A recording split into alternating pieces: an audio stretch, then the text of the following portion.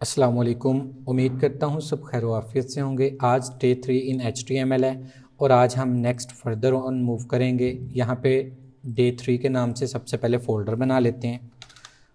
इसमें जाके open with code करेंगे।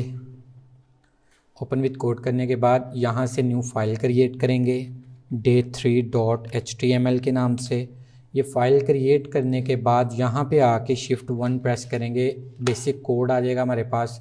अपना टाइटल सेट करेंगे डे 3 का टाइटल सेट करने के बाद अपनी बॉडी के अंदर आ जाएंगे। बॉडी के अंदर आने के बाद यहाँ पे हम क्या करेंगे, अब अपना सबसे पहला जो टैग है, पहले सबसे हम H1 हेडिंग देते हैं कि क्लास नंबर 3। इसको गो लाइव करूँगा तो मेरे पास ये क्लास नंबर 3 इस तरह से शो हो जाएगा। क्लास नंबर 3 शो होने के बाद मैं क्या करूँगा, यहाँ दोबारा आऊँगा अपने कोड के अंदर, न्यू लाइन पे आऊँगा। न्यू लाइन में आने के बाद सबसे पहला आज का टैग लिखूँगा एब्रीवेशन टैग। एब्रीवेशन कहते हैं किसी भी चीज़ के मुखफ़फ़ को। एब्रीवेशन लिखने के लिए हम क्या करते हैं, टाइटल एट्रीब्यूट के अंदर वो चीज़ देनी है जो एब्रीवेशन है। फॉर एग्जांपल HTML का एब्रीवेशन है ना, हाइपर टेक्स्ट मार्कअप लैंग्वेज, तो वो यहाँ पे लिखेंगे टाइटल के अंदर, हाइपर टेक्स्ट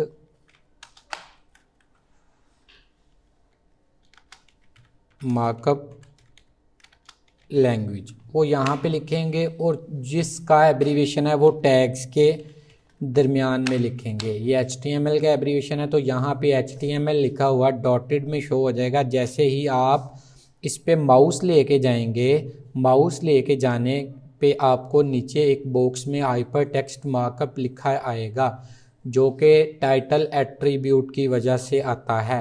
टाइटल एट्रीब्यूट आप जिस जगह पे भी लगाओगे, ये जो टाइटल एट्रीब्यूट लगा हुआ है ये आप जिस भी जगह पे लगाते हैं तो आपको क्या बताता है, ये किसी चीज़ के बारे में एक्स्ट्रा इंफॉर्मेशन देता है। अब मैं क्या करूँगा, इसके बाद नेक्स्ट वन हमारे पास टैग आ जाता है ब्लॉक क्यू टैग। अच्छा, ये यूज़ किस लिए होता है? ब्लॉक क्यूट का मतलब है कोई भी ब्लॉक जो किसी वेबसाइट से कोट हुआ है। इसका मतलब कह लो कि कोटेड फ्रॉम अनदर वेबसाइट। मैं जाता हूँ यहाँ पे किसी की वेबसाइट से, मैं विकीपीडिया की वेबसाइट पे चला जाता हूँ।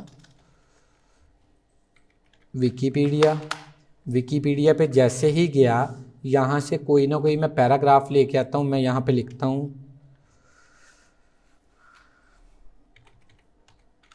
Wikipedia paragraph. ये रहा विकीपीडिया का कोई पैराग्राफ आ जाएगा। मैं यहाँ से कॉपी किया, ये वाला पैराग्राफ पहला कॉपी किया, यहाँ पे जाके ये पैराग्राफ पेस्ट कर दूंगा। इसके लिए मैंने पहले भी शॉर्टकट बताई थी आपको फॉर्मेट के लिए, शिफ्ट ऑल्ट और F।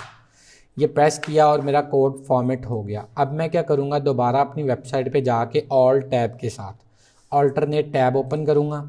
यहाँ पे देखें मेरा वो पैराग्राफ लग गया, लेकिन इसको थोड़ा सा मार्जिन मिला है। तो ये बाय डिफ़ॉल्ट मार्जिन इसको मिलता है। ये थोड़ी सी जगह लेफ़्ट और टॉप से और राइट से हर तरफ से इसे बाय डिफ़ॉल्ट मार्जिन मिलता है, तो इसे हम बाय डिफ़ॉल्ट मार्जिन टैग्स कहते हैं। तो ये हम क्या करते हैं, अब हमने पैराग्राफ तो लगा लिया।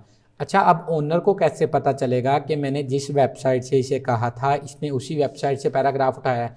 तो ओनर की क्लैरिफिकेशन के लिए हम क्या करते हैं, यहाँ ब्लॉक क्यूट के अंदर आते हैं, यहाँ पे लिखते हैं साइट एट्रीब्यूट इंटर करने के बाद यहाँ पे दोबारा आ जाएंगे और यहाँ से आप अपना लिंक कॉपी करेंगे जिस वेबसाइट से आपने पैराग्राफ उठाया है। अब यहाँ पे आके वो पेस्ट कर देना है आपने।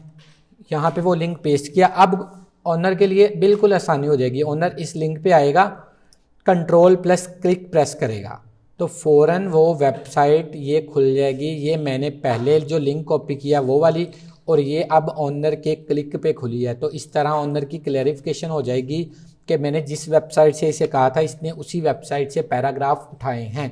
द नेक्स्ट वन टैग आ जाता है हमारे पास प्री टैग। अच्छा, प्री टैग का मैं यहाँ पे एक आपको बात बताता हूँ। यहाँ पे मैं देखो लिखता हूँ हेलो,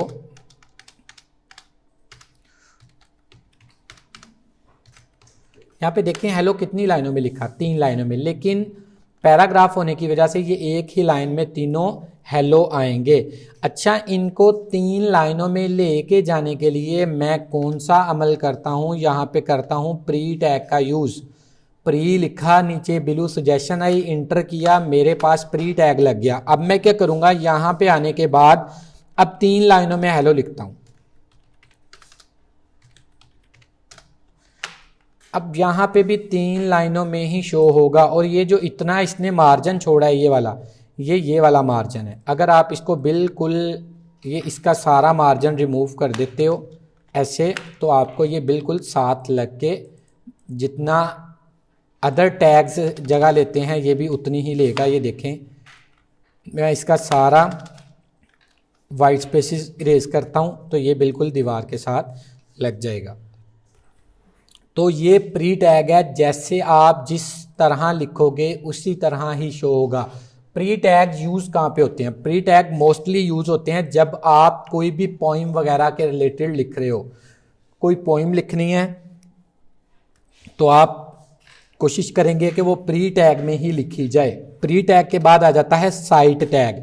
साइट टैग यूज़ किस लिए होता है? साइट टैग यूज़ होता है पोइम वगैरह का नेम और पोइट का नेम लिखने के लिए। फॉर एग्जांपल, आपने डैफोडिल्स लिखना है, डैफोडिल्स लिखोगे तो आप ये पोइम का नाम लिख रहे हो, तो साइट टैग आपको इटैलिक नेम शो करवाता है जो कि पोइम और पोइट के नेम के लिए इस्तेमाल होता है।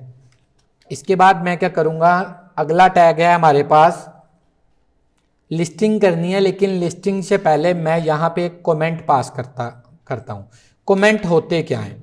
कमेंट्स होते हैं रॉ फैक्ट्स होते हैं, मतलब ये आपके कोड को इफेक्ट नहीं करते हैं, लेकिन इनका बड़ा अहम किरदार है आपके कोड में। क्योंकि अगर आप कोड को रीयूज करना चाहते हैं तो मस्ट बी कि आपने इसके अंदर कमेंट्स पास किए हों।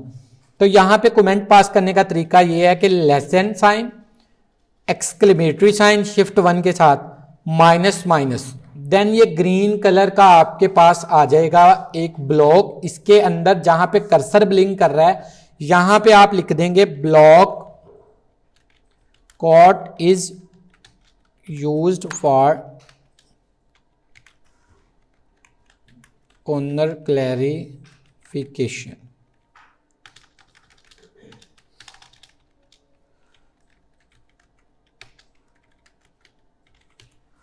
अच्छा जी, यहाँ पे मैंने लिख दिया। अब ये देखो, मैंने लिखा लेकिन ये वेबसाइट पे कहीं भी शो नहीं होगा, ना ही वेबसाइट पे जगह लेगा, लेकिन ये कोड को मोर रीडेबल बना देगा। अब यहाँ पे आके मैंने फॉर एग्जांपल इसको 2 लाइनों में करना है तो कोई मसला नहीं, आप इसको मल्टी लाइंस में भी लिख सकते हैं। यहाँ पे ब्लॉक क्यूट के स्पेलिंग गलत हो गए, ब्लॉक क्यूट। अच्छा, यहाँ पे आप मल्टी लाइंस में भी अपना कमेंट पास कर सकते हैं। इसके बाद मेरे पास टैग आ जाता है लिस्ट टैग। लिस्टिंग 3 तरह की होती है। सबसे पहली जो लिस्टिंग है वो है ऑर्डर लिस्ट, OL। मैंने पहले भी बताया था जो भी टैग होगा वो अपने ओरिजिनल नेम से ही बनेगा। OL मतलब ऑर्डर लिस्ट। इंटर किया तो मेरे पास ये ओपन और क्लोजिंग टैग आ गए। अब इसके अंदर आके मैंने अपनी लिस्ट पास करनी है। लिस्ट किस तरह पास करनी है? List item, LI list item. Inter करूंगा तो मेरे पास पहली लिस्ट आइटम आ जाएगी। मैं हेलो लिखा तो मेरे पास पहली लिस्ट आइटम आ जाएगी। ये रही मेरे पास, पहला डॉट लग गया, कंट्रोल S किया, ये मेरे पास पहला हेलो लिख के आ गया। क्योंकि ये ऑर्डर है तो इसलिए 1 2 3 में आएगा। अब यहां पे मैं इसको 4 से 5 हेलो लिखता हूं तो यहां पे देखें मेरे पास 4 हेलो लिख के ऑर्डर के अंदर आ गया। अच्छा, इसका ऑर्डर कहां से स्टार्ट हो रहा है? 1 से। मैं इसका स्टार्ट चेंज कर सकता हूं। स्टार्ट चेंज करने के लिए यहां पे स्टार्ट लिखूंगा और इसको 20 फॉर एग्जांपल कर देता हूं, ये 20 से स्टार्ट हो जाएगा। ये थी मेरे पास ऑर्डर लिस्ट। अभी इसी लिस्ट आइटम को कॉपी करता हूं मैं, नेक्स्ट 1 लाइन में जाता हूं, अनऑर्डर लिस्ट UL से बनेगी। अनऑर्डर लिस्ट के अंदर जाके ये सारी लिस्ट आइटम्स फेंक दूंगा। फेंकने के बाद अपने ब्राउजर में आता हूं तो देखिए मेरे पास ये अनऑर्डर लिस्ट आ गई जो कि बुलेट्स में है। हम नेक्स्ट 1 लेक्चर में डिस्क्रिप्शन लिस्ट और इसके बुलेट्स चेंज करना पड़ेंगे। यहां तक के लिए बहुत शुक्रिया। खुदा हाफिज।